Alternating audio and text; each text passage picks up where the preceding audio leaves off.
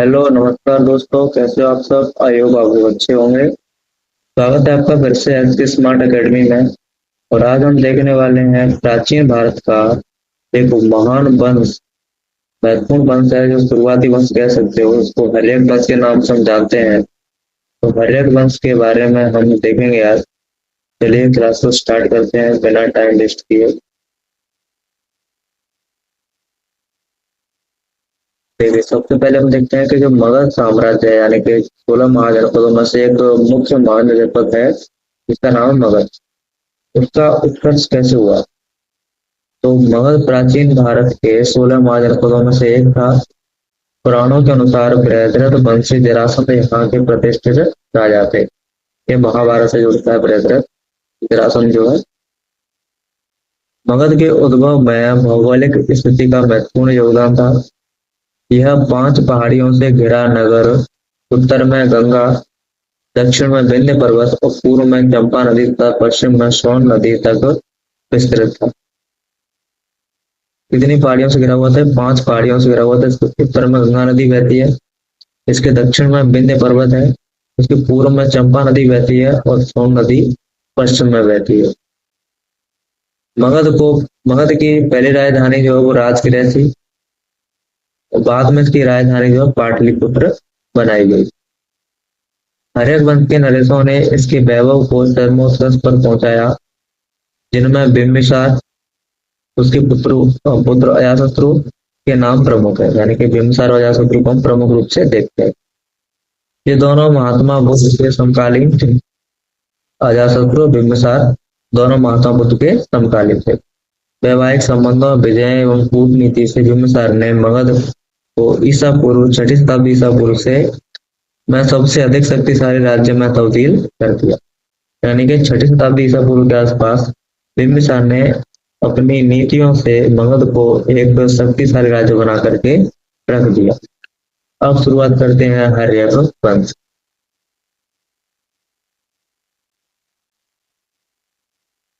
सबसे पहले जो राजा होता है वो बिंबिसार ही है, हर्यक वंश का। और ये 544 से लेकर के 492 ईसा पूर्व तक रहता है। बिंबिसार इस वंश का संस्थापक है, तो शक्तिशाली शासक है। 15 वर्षों तक ये शासन करता है। सॉरी, 15 वर्षों में ये जो है उसको संभालता है। 52 वर्ष तक ये क्या करता है? शासन करता है। यानी कि 15 वर्ष की आयु में शासन संभालता है और 52 वर्ष तक ये शासन करता है। इसका अन्य नाम श्रेणिक मिलता है, जैन साहित्य में मिलता है। इसका श्रेणिक जो नाम है वो जैन साहित्य में मिलता है। हर्यक वंश के जो राजा है वो श्रेणिक और क्षणोजस जैसी उपाधि लगाते थे। यानी कि श्रेणिक और क्षणोजस ये उपाधियां हैं, ये हर्यक वंश के राजा यूज करते थे। इसके शासनकाल में जो मगध की राजधानी थी वो क्या थी? राजगृह थी। बिंबिसार ने अपने राज्य की नींव वैवाहिक संबंधों से, और उसने 3 विवाह किए। पहला विवाह किया था महाकौशला देवी से, जो कौशल राज की पुत्री थी और प्रसेनजित की बहन थी। इसके साथ दहेज में इसको काशी प्रांत मिला, जिसमें 1 लाख वार्षिक आय होती थी। काशी से 1 लाख वार्षिक आय होती थी जो इसको दहेज में मिला था, कौशला से शादी करने के दहेज में। दूसरी पत्नी थी इसकी वैशाली, जो लिच्छवी की राजकुमारी थी। चेलेना नाम था इसका। वैशाली की राजकुमारी कौन थी? लिच्छवी, सॉरी चेलेना, जिसका पुत्र जो है अजातशत्रु हम देखते हैं। अजातशत्रु जो है वो चेलेना का बेटा था। तीसरी जो है वो क्षेमा, पंजाब के मद्र कुल की राजकुमारी थी। यानी कि तीसरी पत्नी का नाम क्या है? क्षेमा है। और यह मद्र कुल के पंजाब के राजकुमारी थी। बिंबिसार को वैवाहिक संबंधों में से बड़ी राजनीतिक प्रतिष्ठा मिली और मगध को पश्चिम एवं उत्तर की ओर विस्तारित करने का मार्ग प्रशस्त हुआ। बौद्ध ग्रंथ महावत के अनुसार बिंबिसार की 500 पत्नियां थी। ये एक महावत बौद्ध धर्म का ग्रंथ है। इसके अनुसार बिंबिसार की 500 पत्नियां बताई गई हैं।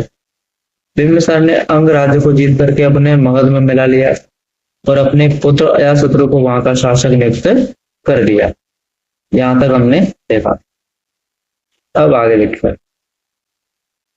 बिंबिसार ने अवंती के राजा चंद्र प्रत्योत से मित्रता कर ली तथा उसकी जो उसके इलाज के लिए जो है अपने राज्य में जीवक को भेजा। जीवक कौन था? तो जीवक के बारे में भी देख लेते हैं। जीवक उस 5वीं शताब्दी ईसा पूर्व के आसपास जीवक हुआ था। जीवक राजगृह की गणिका शालवती का पुत्र था, यानी कि एक गणिका या वैश्या कह सकते हो, उसका पुत्र था। कौन? जीवक। आयुर्वेद का ज्ञान प्राप्त करने के लिए प्रसिद्ध शिक्षा केंद्र तक्षशिला में गया था, यानी कि जीवक जो है तक्षशिला में पढ़ा था आयुर्वेद का ज्ञान लेने के लिए। वहां से आयुर्वेद निपुण होने के पश्चात वह राजगृह वापस लौट आया। राजगृह में बिंबिसार का राज्याभिषेक राज्य वैद्य बनाया गया, यानी कि जीवक को जो है राजगृह जब वापस आया तो बिंबिसार का राज्य वैद्य को बनाया गया। इसके अलावा गौतम बुद्ध का भी वैद्य था। बिंबिसार के साथ साथ वह गौतम बुद्ध का भी वैद्य था। अवंती के सम्राट चंद्रप्रद्योत के बीमार होने पर बिंबिसार ने अपने राजवैद्य जीवक को उपचार के लिए भेजा था। ऊपर भी पढ़ के आ चुके हैं। बिंबिसार की हत्या उसके पुत्र अजातशत्रु ने कर दी और 492 ईसा पूर्व मगध के राजगद्दी पर बैठा। अभी थोड़े प्रशासनिक अधिकारी थे, जैसे सबबद्धक महामात्र, ये कौन होते? तो सामान्य प्रशासन होता था ये। व्यावहारिक महामात्र प्रधान न्यायाधीश होता था। सेना नायक महामात्र सेना का प्रधान सेना अधिकारी होता था। अब देखते हैं अजातशत्रु।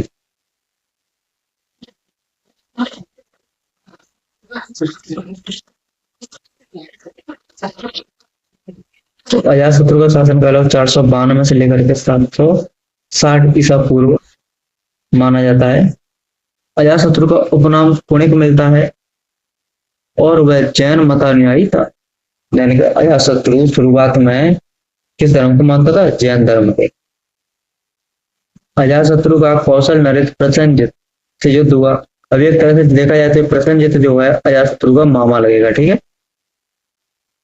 उससे युद्ध हुआ और प्रसेनजित की पराजित हुई, परंतु बाद में दोनों में समझौता हो गया। अजातशत्रु के मंत्री बख्शकार ने महात्मा बुद्ध से राजगृह में बची संघ का विनाश कर दिया।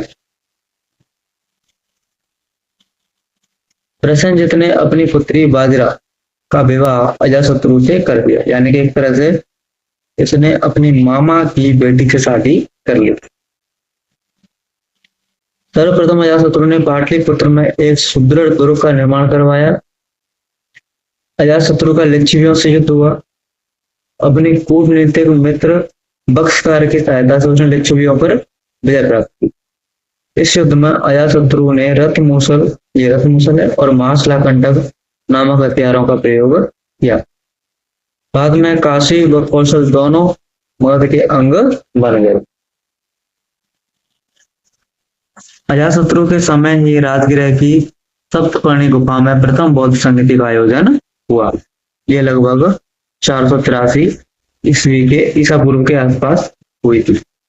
बुद्ध की शिक्षाओं को 2 पिटकों, सुत्त पिटक और विनय पिटक में विभाजित किया गया। अजातशत्रु के 8वें वर्ष में, यानी कि शासन के 8वें वर्ष में बुद्ध को महापरिनिर्वाण, यानी बुद्ध को मृत्यु हो गई। अजातशत्रु ने 32 वर्ष तक मगध पर शासन किया। पुराणों के अनुसार 28 वर्ष मिलता है। उसके पश्चात उसके पुत्र उदयन ने उसकी हत्या कर दी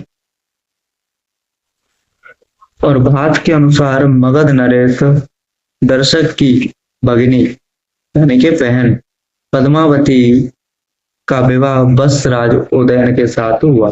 ये प्रश्न PYQ बन चुका है UGC नेट में कि उदयन जो है वो किस राज्य से संबंधित था या किस वंश से संबंधित था, तो वत्सराज ये बताना है, ठीक है। वत्स। आगे देखिए,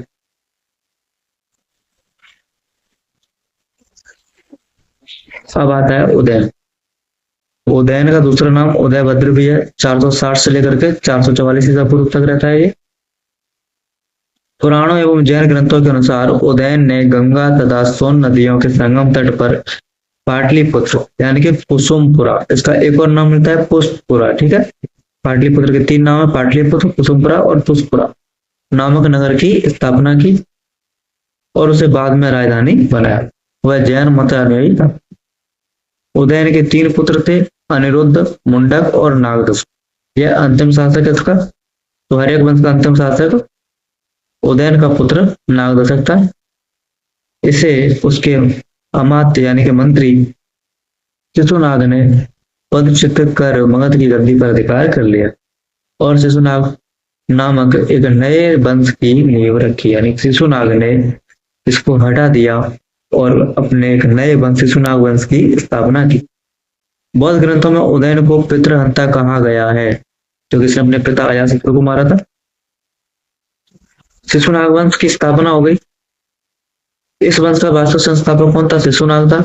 और शिशुनाग वंश जो है 412 ईस्वी से लेकर के 344 ईसा पूर्व तक रहता है। इसी के नाम पर इस वंश का नाम पड़ गया शिशुनाग वंश। तो यह हर्यक वंश समाप्त हो जाता है इस तरह से और शिशुनाग वंश की स्थापना हो जाती है। हर्यक वंश में हमने देखा, सबसे पहले बिंबिसार देखा, उसके बाद में कौन देखा? अजातशत्रु देखा। अजातशत्रु के बाद में उदयन देखा। उदयन के बाद में लास्ट में जो बचता है वो नागदत्त बचता है। इसकी हत्या जो है शिशुनाग के द्वारा कर दी जाती है। इस तरह से हर्यक वंश समाप्त हो जाता है। अगर आपको ये वीडियो अच्छी लगी हो चैनल को सब्सक्राइब कर दें और अपनी राय कमेंट में जरूर बताएं। मिलते हैं नेक्स्ट वीडियो में, तब तक के लिए जय हिंद जय भारत।